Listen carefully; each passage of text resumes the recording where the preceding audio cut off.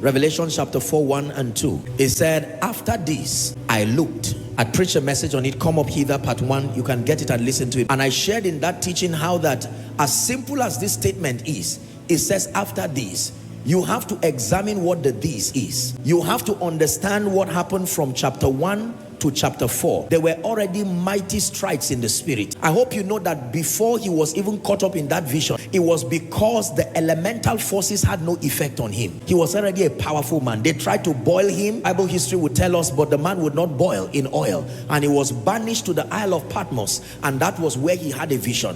So the guy was not some lukewarm, careless, callous Christian. He was already a spiritual man with proof. Then the Bible says, I was in the spirit on the Lord's day. And then he began to see the description of the 7 lampstands. And in the midst of the lampstand, the Bible says he saw one like the Son of Man. He began to describe Jesus. Then Jesus gave him a mandate to write the letters to the 7 churches that were then in Asia Minor, but prophetically representing the universal church, bringing several messages that represent several dispensations.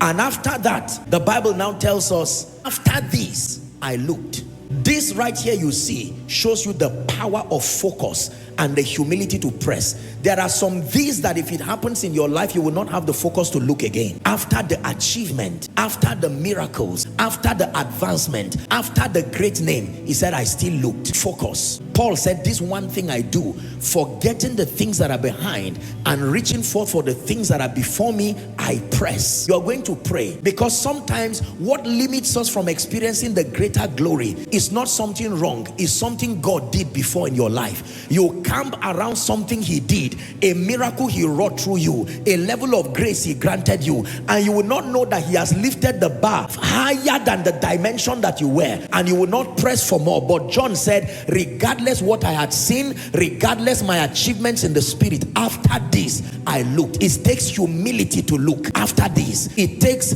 passion for God to look after this. You're going to pray and say, Father, regardless how you lift me, grant me the focus to continue with you, that everything that sustains the power to distract me, let it die tonight. Is someone praying? For some of us, the day you prospered, you stopped looking. Stop looking to Jesus. Stop looking to the spirit. The day you prospered. For someone, the day you got a job, the day you got married, the day you got the child you've been waiting for, the day you were promoted, the day you experienced increase. After this, and in spite of this, I still looked. Like you will be looking tonight to that perfect law of liberty. Regardless the achievements, I come hungry, I come thirsty, I come desperate. Someone is praying.